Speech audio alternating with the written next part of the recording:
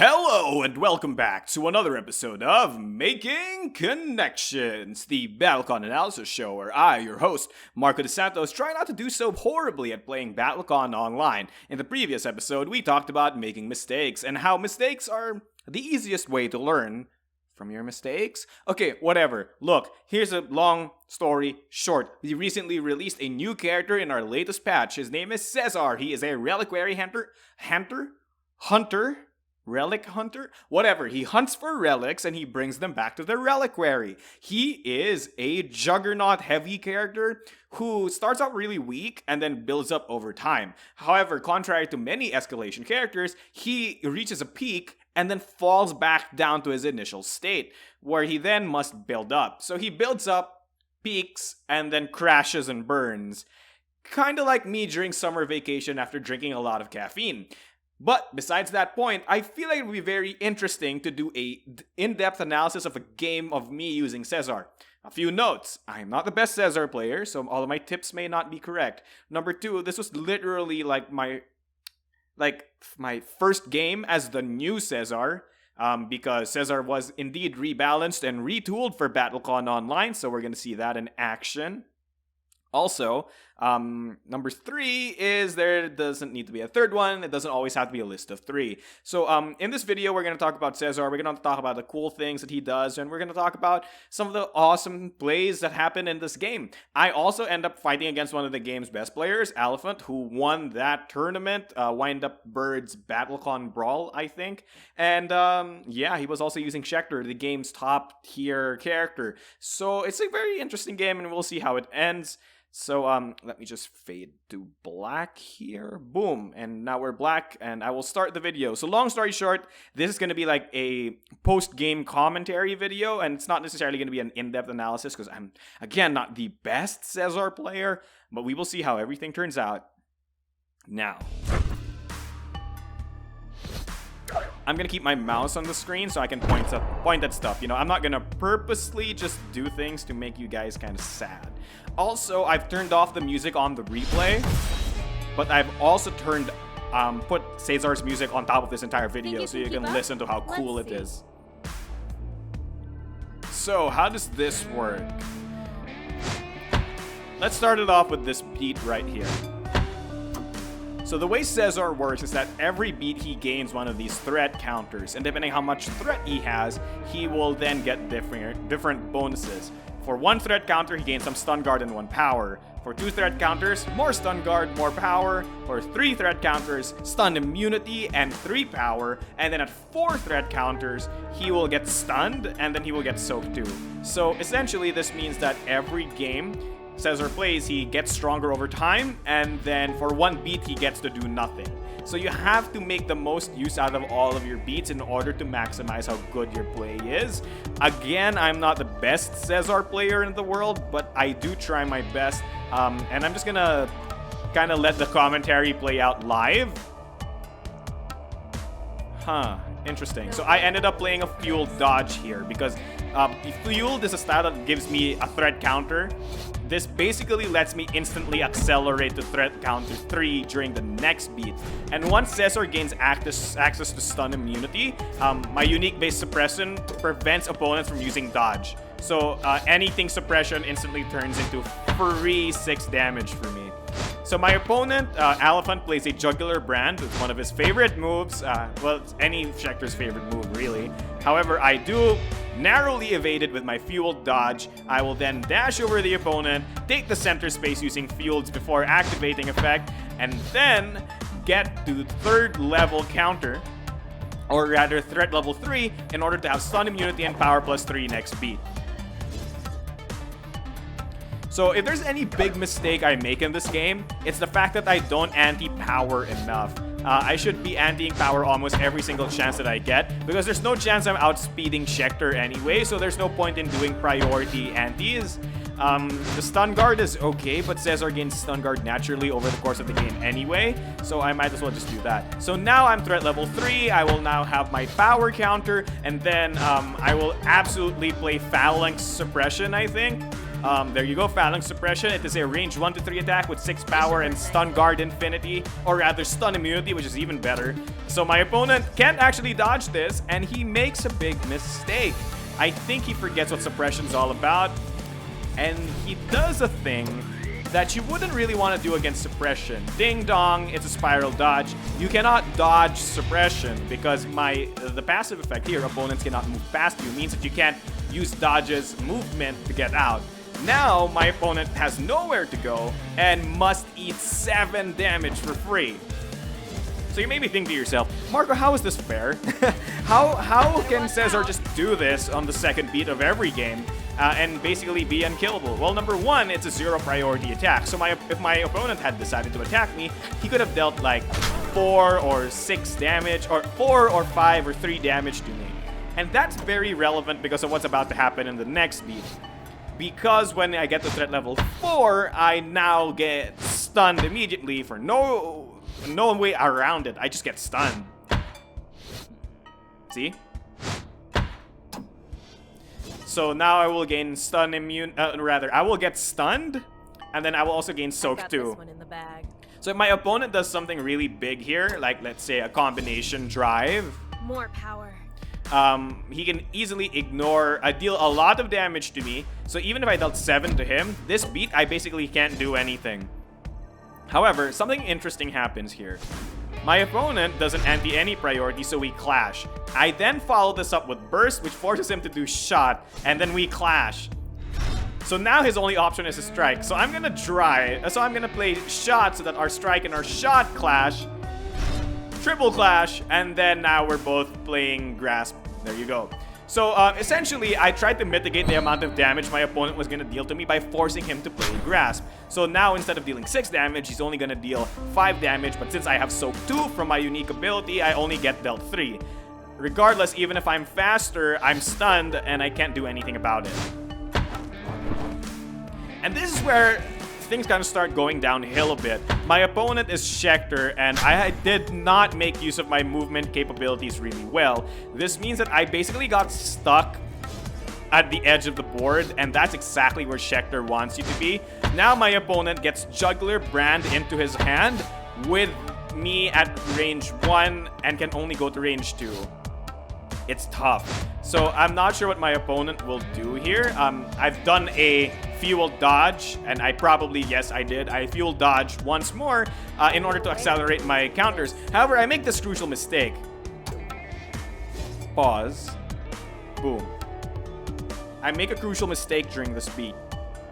You see, at the start of the game, Cesar starts at 1 threat counter. However, when he gets to 4 threat counters, when he gains the next one, he's not at 1 threat counter, he's at 0. So he gets no bonuses whatsoever. This is a bad thing almost all the time. However, it's even worse because I thought doing fuel dodge would instantly give me threat level 3 again next beat.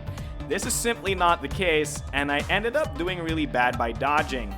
We will see what happens with that. Boom. So my opponent does the Malice Token, Malice Token, Malice Token. You know how it is when you're fighting Schecter. So I think they do a strike here. Yep, there we go. An Unleashed Strike. I dodge it, of course. However, my opponent was smart. He was expecting the fuel dodge, so he hedged and did an Unleashed Strike. So Elephant is able to regain those Malice tokens that they antied, and they're able to easily get more power and reposition wherever they want. So I try to go as far away as possible from Schecter because I don't like her. She is annoying. So they're forced to retreat. I'm forced to advance. And we will now be at range 3, which is not that bad for me. Schecter doesn't have a lot of good ranges at range 3. Combination doesn't work at range 3, for example. But again, combination's not in their hand, so it doesn't matter. And notice that ever since I hit that Phalanx Suppression, I have not been able to hit my opponent. However, I do have threat level 2 right now, which gives me stun guard 2 and power plus 2 to all of my attacks. So a shot will be a good play here. However, I do play Phalanx Burst instead. It's a pretty decent move as well. because I'm able to dodge out of the way in case he decides to drive, and if he does a shot, I can eat the shot and deal damage. However, my opponent can deal a lot of damage thanks to that unleashed extra power. So with that, and all of his bonus priority, a shot would be absolutely painful. There you go, the jugular shot, a 7 priority, 1 to 4, 5, 7. How is that fair? I don't know. Whatever. So I will back off.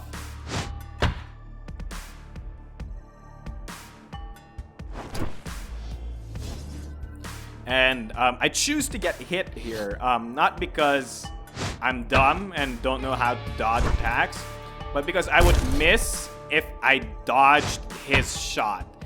And this might have been the big mistake that I made, because honestly, if you're fighting against Schecter, it's almost always better to just deny her of every single Malice token you can give her. And going down to really low HPs might sound like a good idea, but not for me, because I'm against Schecter, and Schecter can deal a lot of damage really fast. So if I don't have enough HP to take the attack and then counter hit, Caesar can't actually do much about what Schecter's all about, even with Unkillable. So let me pause here. This symbol over here stands for Unkillable. So Caesar, instead of dying when he would die, he instead gets stunned and then gets set to 1 life instead, and then he loses Unkillable. So he essentially has like Sturdy from Pokemon. This basically means that Caesar can't die as long as he has Unkillable, and that gives him a certain amount of safety. You know, it might let him get his dodge back, it might let him reposition to win the next beat, or of course, he could use Unkillable on his threat level 3 and then still get insane stuff off. Also, his ult finisher, called the level 4 protocol, allows him to quote-unquote dodge the stun from his level 4 as well as from the Unkillable. And he can deal a lot of damage with just that overdrive finisher. Now you may be wondering why Mark is explaining that finisher. Well, we'll see.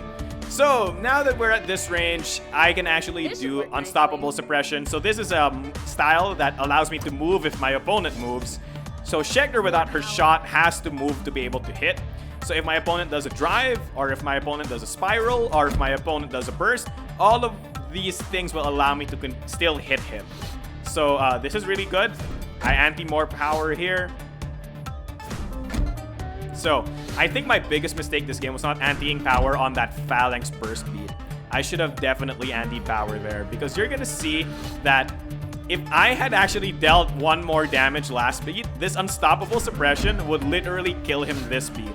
And that was my big mistake. I should have antied more power last beat, because I'm now able to, yeah, there you go. So he would die here, right?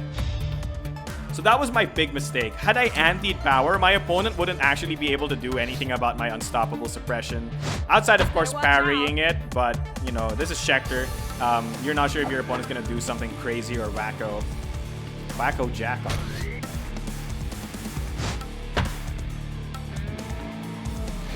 So I deal 7, he deals 5, I think, no, 4. So it's a pretty interesting game right now. My opponent's now at 1 HP, but you're still gonna see how close this game really gets, because next beat, I am forced to essentially do nothing because of the threat level 4, once again, stunning me and rendering me essentially useless for the rest of that beat.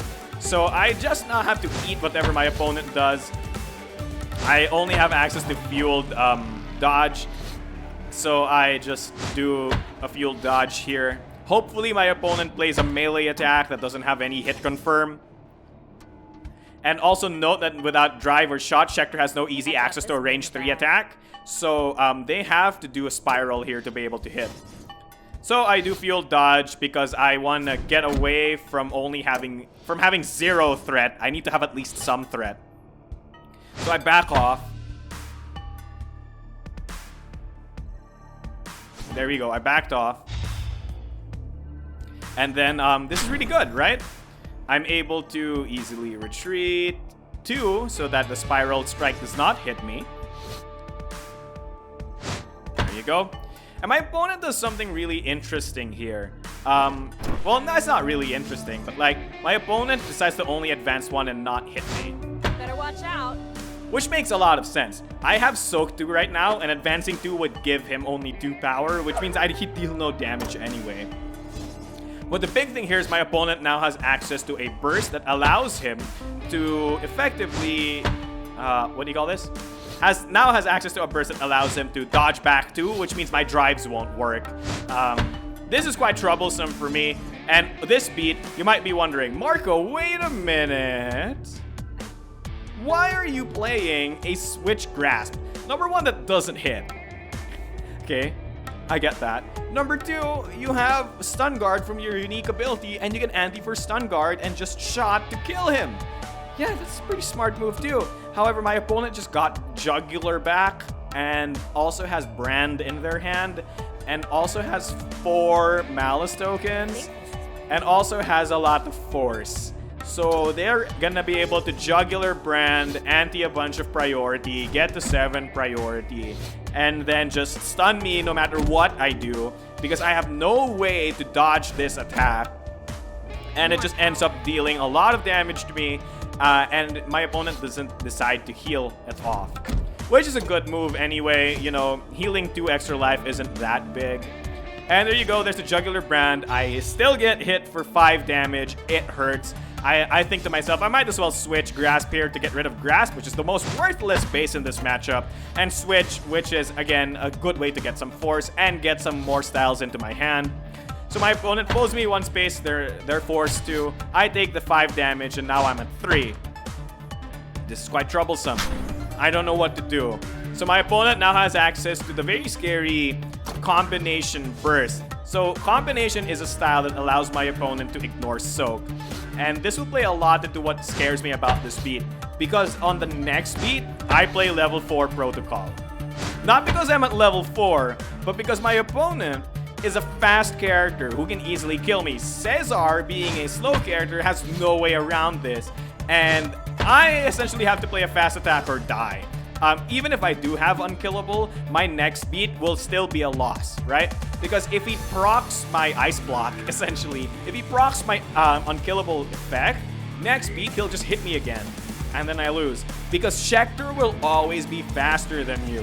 So if Schecter has enough damage to kill you, you're done. You're just absolutely done. So I play level 4 Protocol here. It's not a bad move.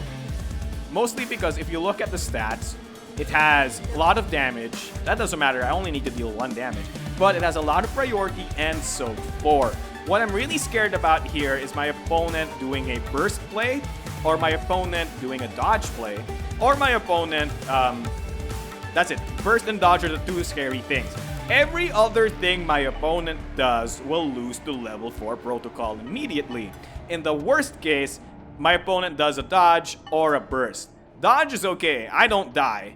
So I get to threat level 3, which is great. And then upon reaching threat level 3, I can just do whatever and bank on Unkillable to help me through it. However, if my opponent does Combination Burst, he's able to dodge the level 4 Protocol. Then, with enough priority, which I believe they have, because they have 5 Malice tokens and the anti from Force. Yes, they do. So with enough priority and combination, it allows you to ignore Soak. And this is the big deal. Ignoring Soak means that the opponent will be able to deal enough damage to proc my Unkillable, and then next beat, I lose. No matter what, because my opponent's gonna be faster than me. That's just how Schecter goes.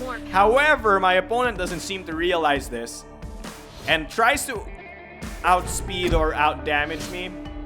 I'm not sure if they realize this, right? So they're anti-ing all of this power, they're anti-ing all of this priority. It's gonna be really scary, but from my calculations, there's no way for Schecter to reach above a certain amount of priority. That's 5 plus 7.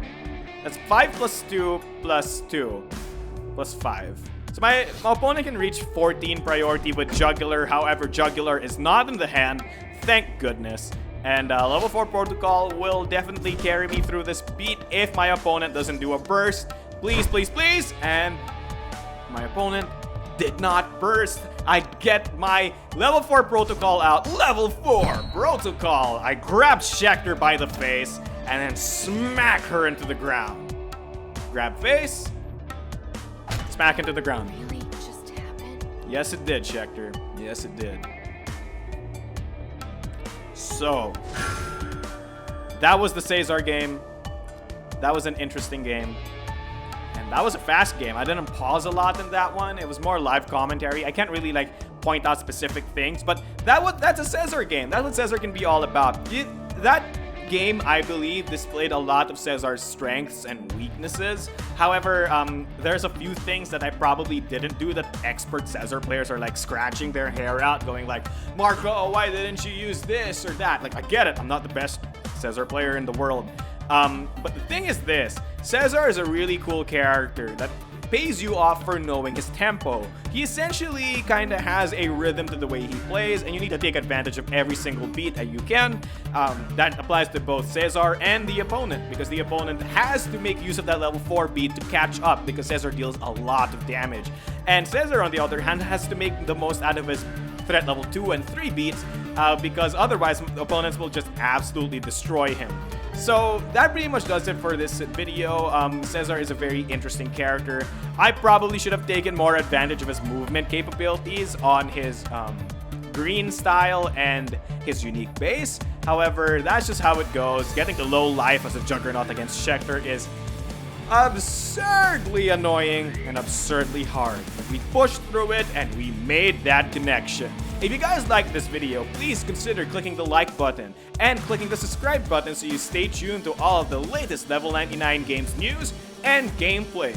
If you want to be the first to know every single thing we do, join the notification squad. I don't know, people call that in like YouTube. It's like, you know, just click the notification bell if you want to learn or see the latest videos and comments from us whenever we comment about lore or news or whatever. So that pretty much does it for this video. Thank you so much for watching. As usual, it has been me, your host, Margo DeSantos, also known as Mechanic Critic. Don't forget your special action, and thank you, World of Indians. Thank you, and good night.